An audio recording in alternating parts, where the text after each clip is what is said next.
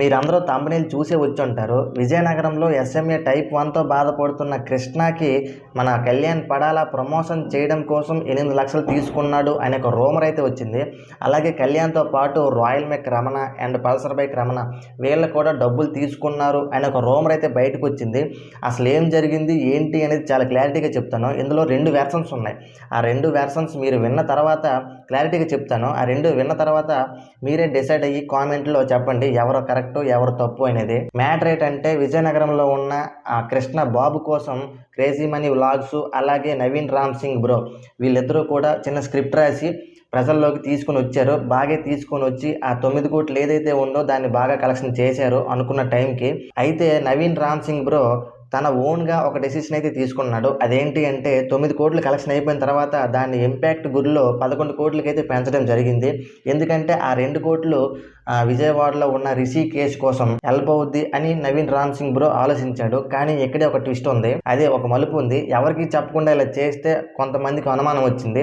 అదేవిధంగా విజయనగరంలో కొంతమంది ఇన్ఫ్లుయెన్సర్స్కి అనుమానం వచ్చి వాళ్ళు ఎంక్వైరీ చేయడం స్టార్ట్ చేశారు. చేస్తే ఈ ఎస్ఎంఏ టైప్ 1తో బాధపడుతున్న కృష్ణ ఫాదర్ ఎవరైతే ఉన్నారో ఆయన వీడియో రూపంలో కొన్ని విషయాలు అయితే చెప్పడం జరిగింది.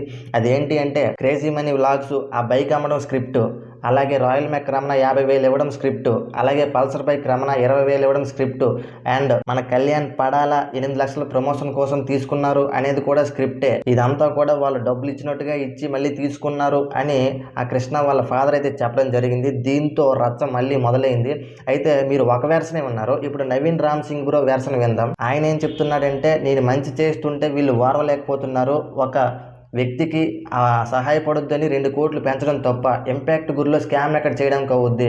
ఆల్రెడీ వాళ్ళ పేరెంట్స్తో అండ్ ఇంపాక్ట్ గురువుతో హాస్పిటల్ వాళ్ళతో మాట్లాడి పెంచడం అయితే జరిగింది. అందులో స్కామ్ అయితే అవ్వదు. అలాగే ఈ పాయింట్ చాలా ఇంపార్టెంట్. అదేంటంటే ఎస్ఎంఏ టైప్ 1తో బాధపడుతున్న బాబు కృష్ణ ఉన్నారు కదా, వాళ్ళ పేరెంట్స్ని ఎవరో బెదిరించి ఇలా చెప్పిస్తున్నారో నా గురించి రాంగ్గా, వాళ్ళ తప్పు అయితే లేదు, వాళ్ళు చాలా ఇన్నోసెంట్ అని నవీన్ రామ్ సింగ్ బ్రో చెప్పడం జరిగింది. అలాగే ఈ ప్రమోషన్ కోసం డబ్బులు తీసుకున్నారు అనే రూమర్ ఏదైతే వచ్చిందో అదంతా రాంగ్ అని నవీన్ రామ్ సింగ్ బ్రో చెప్పడం జరిగింది. సో కళ్యాణ్ ఫ్యాన్స్ అందరూ కూడా కంగారు పడాల్సిన పని అయితే లేదు, ఇది ఒక రూమర్ మాత్రమే.